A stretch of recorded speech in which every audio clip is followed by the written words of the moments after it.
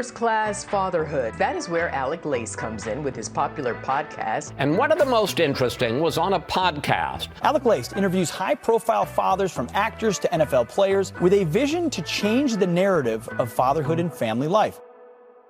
Joining me now, First Class Father, Dr. Joseph Ladapo. Welcome to First Class Fatherhood.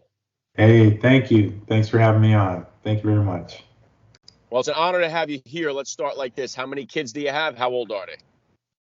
I've got 3 boys. My wife and I have 3 boys, and they are 9, 6, and 4. And I'm at home today, day before Thanksgiving, and I've asked them not to come in. So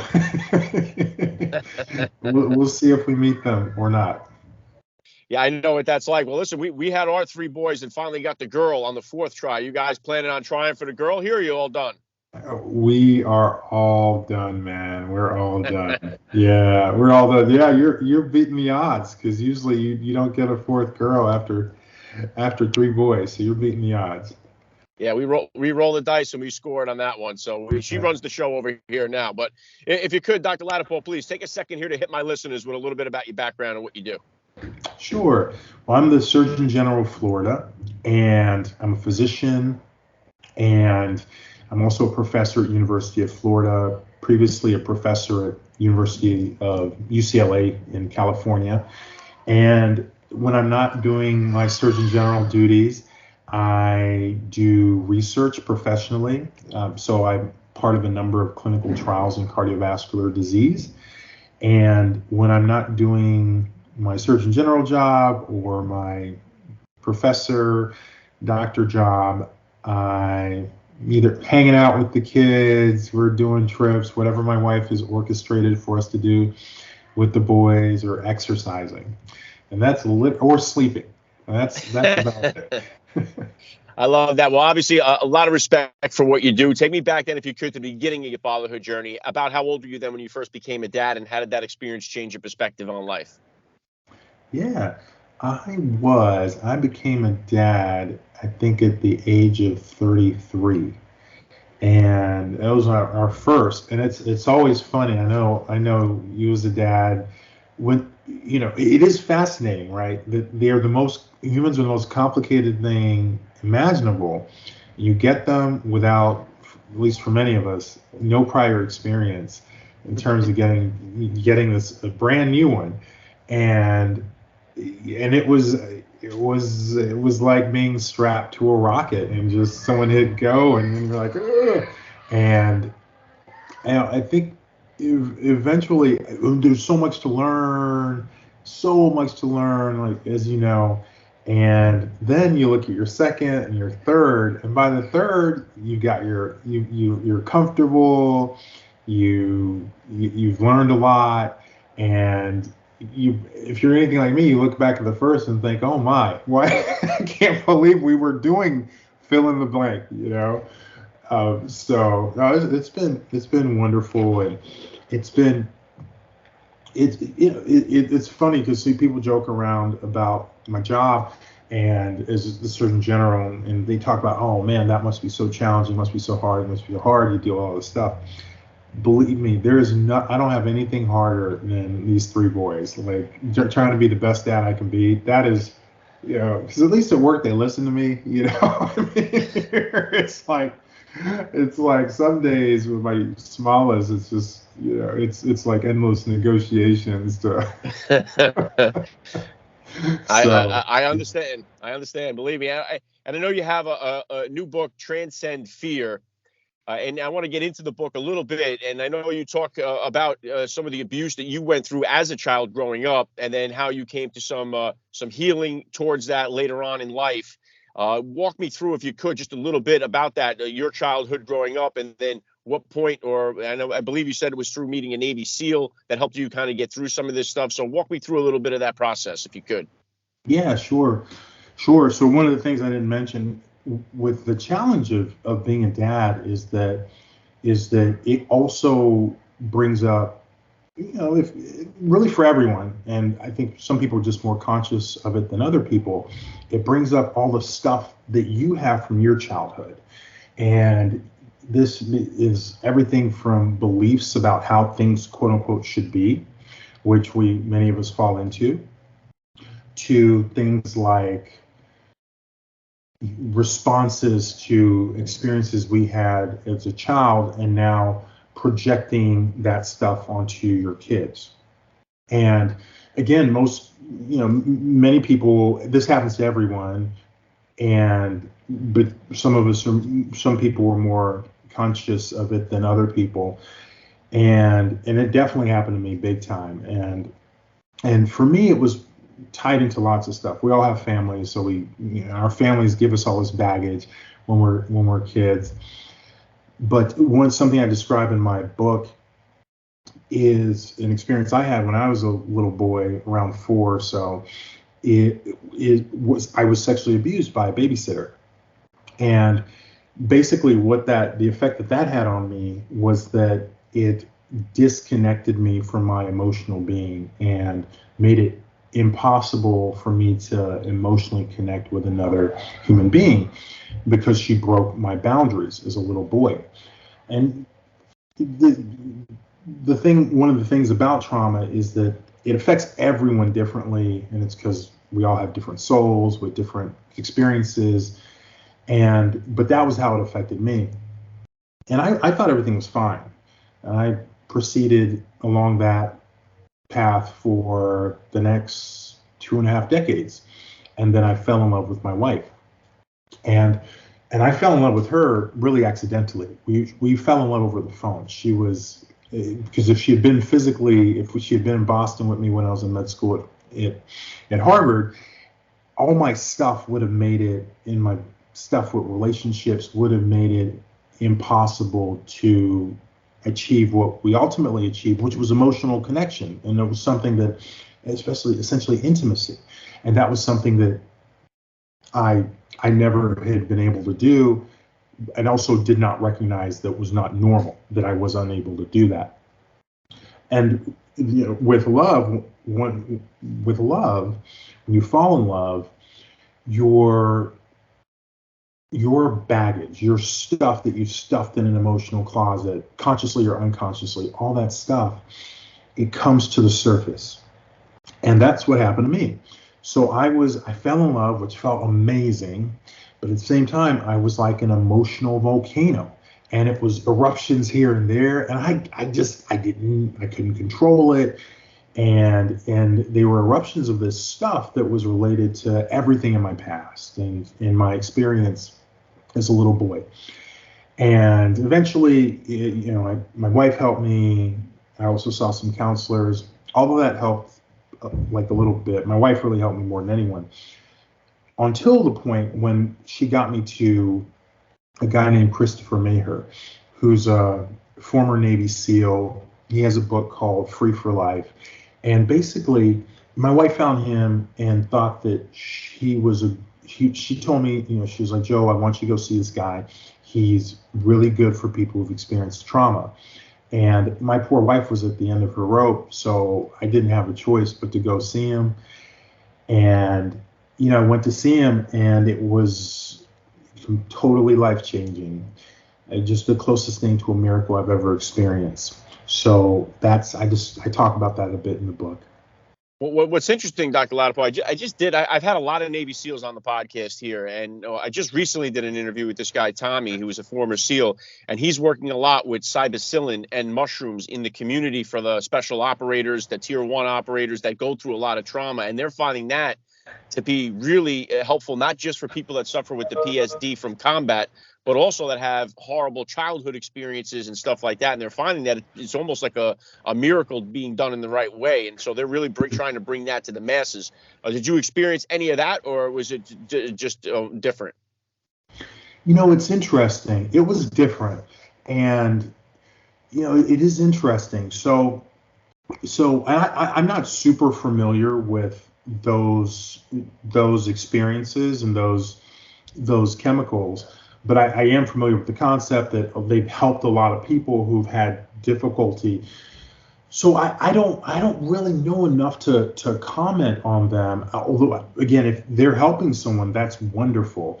So this type of work, it was So Christopher Maher, he studied Chinese medicine and Chinese meridian theory, and he himself just happens to be, God happened to gift him with the ability to help people heal. And he's helped thousands of people over the years. And basically, it will sound a little wild, but essentially, you meet him and you work with him for 5 days. And that's what happened. He was down in Marina del Rey in Los Angeles. And most of what he does that really helps you really advance are these physical manipulations. Many of them are very painful initially. So, for example, one of them is called Mao Shank. And what happens there is that you're laying down, face down on a mat, and he's walking on the back of your legs. And he does it in a specific way. And initially, it is extremely painful, like 8 out of 10, 9 out of 10 pain, like super painful. But eventually, the pain comes down, and you enter neutrality, where it's not even painful; it's just a sensation. And what's happening with that is that, and I'm channeling his words here because this is way beyond my consciousness. But what's happening with that is that one of the main channels for chi to flow is connected to your bladder. And that channel happens to run through the back of your legs. And what's happening is that when he's doing that, he's actually removing stress, trauma from where it's being stored in those tissues. And as that happens, you get more flow in terms of chi through that channel, and you have less pain. And of course, what's wonderful about getting more flow is that you get more consciousness and more access to those parts of your spiritual, emotional, mental, physical being that you didn't have before he did it. So that's one example of one of the techniques he uses, but that's the idea. And you do a bunch of things like that, and eventually you get freer and freer. Wow, it's fascinating stuff, because I know my wife too. She went through sexual abuse as a child, and it's carried her right in through the adulthood, and especially having children when they become the same age as when she was abused. And so it's and so many people that suffer through this stuff. So it's important to hear stories like yours, to share them. I think it's important for so many people that have suffered as well. Yeah, man, I'm sorry to hear that about your wife, and it's an effing shame. Pardon me, my language, because it's first of all, it's very prevalent, and it's much more prevalent than people think. It's extremely prevalent, and it's partly because the people that do these things, they're predators. So while the world people are walking around in the world, going getting the groceries, doing their thing, these people are thinking about their prey. And so that they have that sinister advantage. And second of all, it unfortunately happens to people who often are not, I'll almost say powerless. That they don't have the either the physical resources, the emotional resources, the mental resources to block that type of attack. And because it happens to children, it can have this lifelong, and often devastating effect on people's emotional, physical, and mental development. So it's a real damn shame that it happens, and it's important. It's important to talk about it so that people become more aware of things to look out for, even in terms of the predators, like people you think are, so and so is just friendly, but no, so and so is actually a predator. That's what's happening. So, again, I'm sorry to hear that about your wife. No, but unfortunately, Dr. Ladapo, it seems like we're making a more easier place for predators, pedophiles, people to prey on our society. It seems like we're making it a lot easier for them than it was maybe years ago, especially with the internet, the social media, the people lurking behind the scenes and in the shadows, and you have no idea really what's going on. But just to kind of shift gears, I know that in Transcend Fear, obviously you get into the pandemic, which really shifted and changed the lives of so many people around the world. But I think at the onset of this, it was fear that was used to control people. Fear and then shame. The fear of at the beginning, you're going to die. And then the shame of, well, if you don't isolate or 6 feet or cover your face, then you're going to kill your grandparents. So it was like those two major factors. And it was like for me and so many other people, like to watch people that you know your whole life react to this type of thing was really eye-opening. You were like, wow, I couldn't believe what I was seeing during this pandemic. What was your thoughts on the onset of this pandemic as you started to, walk your way through this whole thing? No, I totally, very, very similar to yours. And for me, my colleagues were doctors. And I was astounded by how little appreciation for freedom, which is not a medical issue, or it's not something you learn in medical school, but it's a human issue. I was astounded to see how little regard so many of my colleagues at UCLA had for that concept. Like the idea that there's liberty and people get to make their own choices. And just because you think something's very important doesn't mean you have a right to force someone else to abandon their business or give up their access to schools. So I was also very, very stunned. And you may be familiar with this or not, but I was fortunate enough that I was able to have a bunch of articles published saying this. And starting in March of 2020, I was working in the hospital at UCLA, taking care of some patients with COVID. And I wrote the first article about my sense of the COVID-19 pandemic policies, and ended up writing maybe another dozen articles or so over the course of the pandemic in the Wall Street Journal, mostly basically saying the same thing in different ways, like have some common sense, liberty matters, freedom matters, being realistic and honest matters. And there's more to this whole equation than COVID. So, yeah, it sounds like we probably have very similar ideas. Well, one of the things too is I think they made it seem as if people were anti-vaccine once the vaccine started rolling out, and it was really people were anti-mandate. I mean, that's really what the crux of a lot of it was. It wasn't that. I mean, I'm somebody that was. I get my kids vaccinated with all their vaccines. I have no problem with vaccines. It was the fact that this thing came along so quickly, and they were telling you had to get it despite having no evidence that it did anything to stop it, to prevent from spreading. And the kids especially didn't really seem to be affected in large scale by COVID-19 whatsoever. So a lot of those things really weren't making sense as a parent watching it. And then what really blew my mind was when we had up here, you had Mayor de Blasio in New York at 10:30 in the morning eating a cheeseburger and eating fries and telling you, hey, if you get your vaccine, you can get this free cheeseburger. And he's eating it for breakfast and he's telling you it's for your health. And you're looking at this kind of going, how in the world, is this reality? And we didn't see things. Did you guys in Florida offer like these kind of crazy incentives where you get a free Krispy Kreme donut or a free pint of beer if you get the shot? Was that going on down there? No, that wasn't happening here. And, you said shame was one of the things that was used. And that's a perfect example, right? Calling people anti-vax and all this stuff. That was just another card in the shame deck. That's exactly what that was. And sort of making people feel like they had to justify their discomfort with something.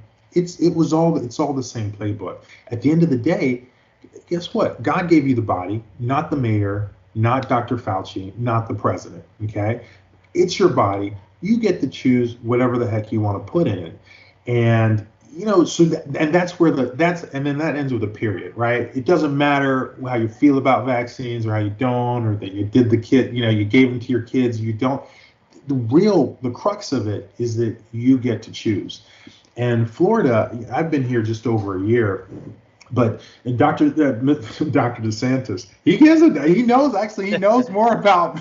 He certainly was more knowledgeable with a lot of the COVID science than medical doctors. And frankly, I would bet money that Governor DeSantis has actually read more scientific publications on COVID than the average doctor. I would put that wager down very, very, very comfortably.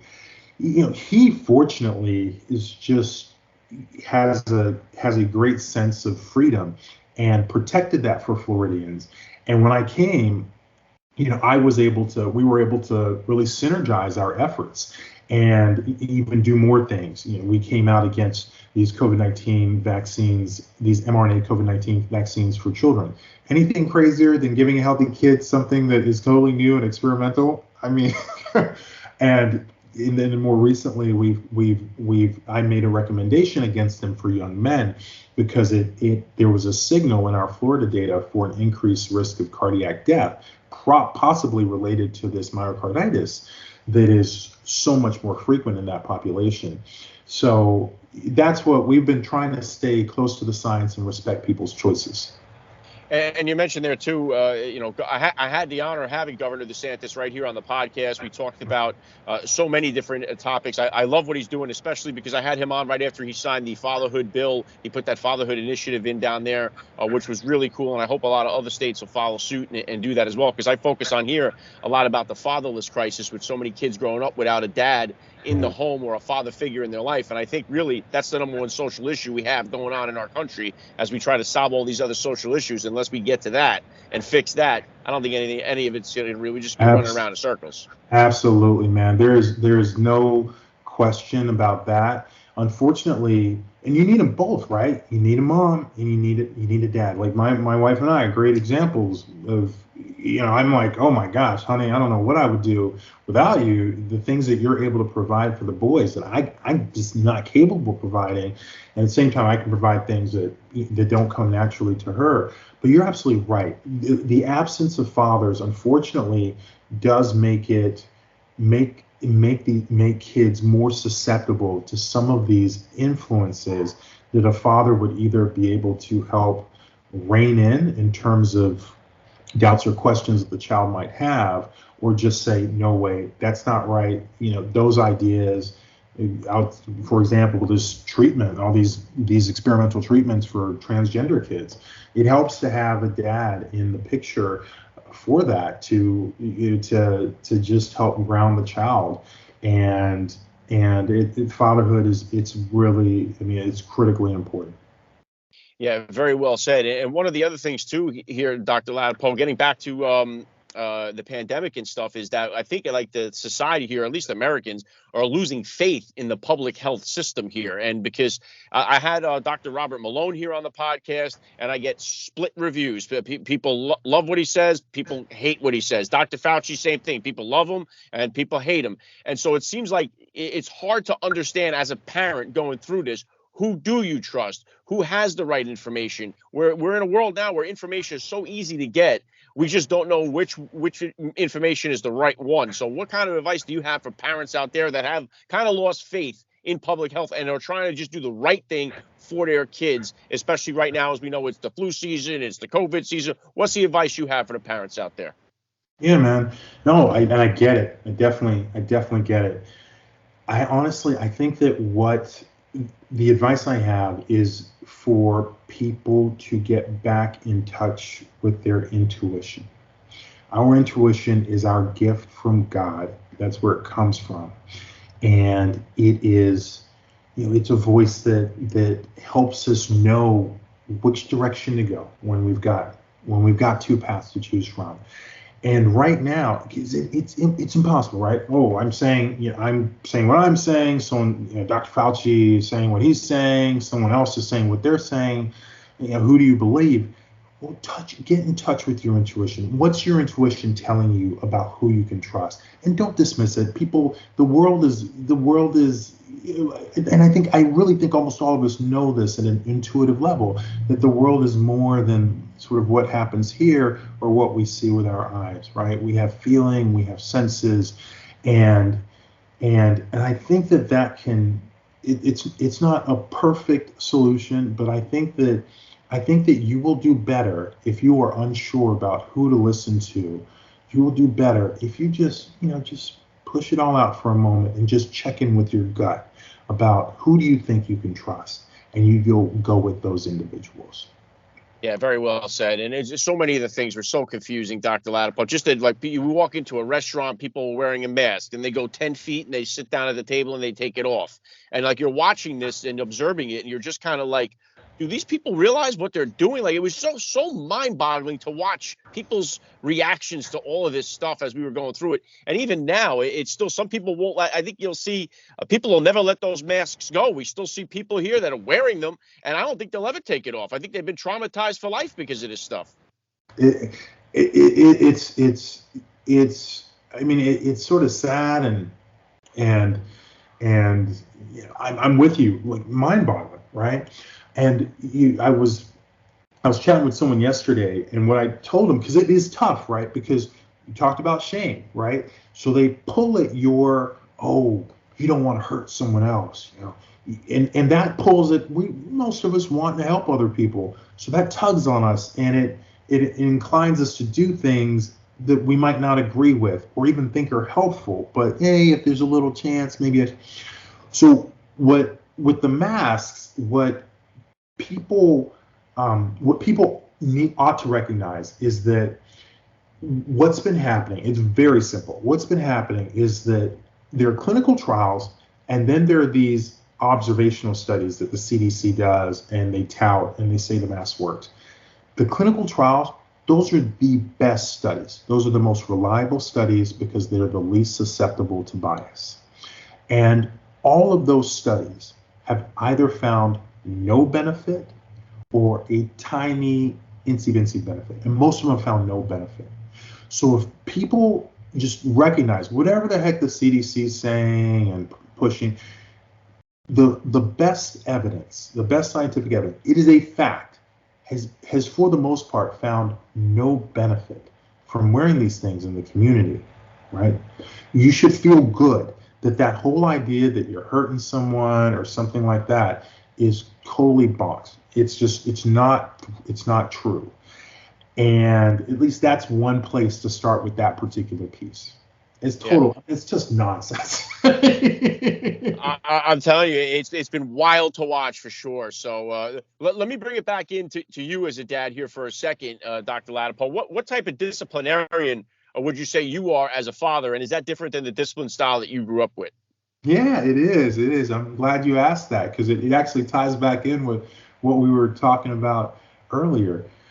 So in Nigeria, which is where I was born, like corporal punishment is a part of that. That's how that's how kids are disciplined. And I came to believe that there are benefits to that and all that good stuff. And meeting my wife, expanding my emotional consciousness, challenging those beliefs that I brought in from my childhood into our family. She would say, you can't do that. It actually hurts them, and it's not good. And the research said that too, but I didn't. But why? Really understanding why is you need that, or at least I need that piece. And the work that I did with Christopher Maher in terms of getting more connected to my emotional being, getting connected to my heart, and having more connection, having actual connection with other people and feeling how they feel and all that. Thank God my wife told us never to do that, because it's also a little bit more complicated, because it's not enough to not do that. You also need to understand how you do connect with your children to help them with discipline, like what will work, not just what you ought not to do. And the reason not to do that is because it truly teaches that force and physical trauma are a normal part of existence and a way to communicate. And the soul, your kids, they take that in, and they also, and even the fear from being abused, from being struck and being hit, that goes in them too, right? And that becomes part of their being that they take on in their lives until they either die one day as an old person, or they get lucky like me and some other people who have the opportunity to work with people that help them get it out of them. So that it is absolutely, you don't want to do that. It's actually, in the long term, it is definitely more harmful to inflict that kind of force on a child.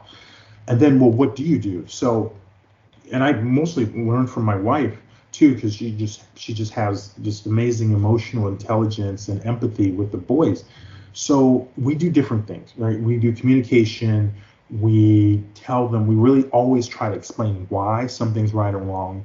We try and give examples. Like, imagine if you did that to so-and-so, how you think they feel? Oh, they don't feel good. Well, maybe we shouldn't do that. And then we do things like timeouts, and we take away toys and things like that, and take away privileges.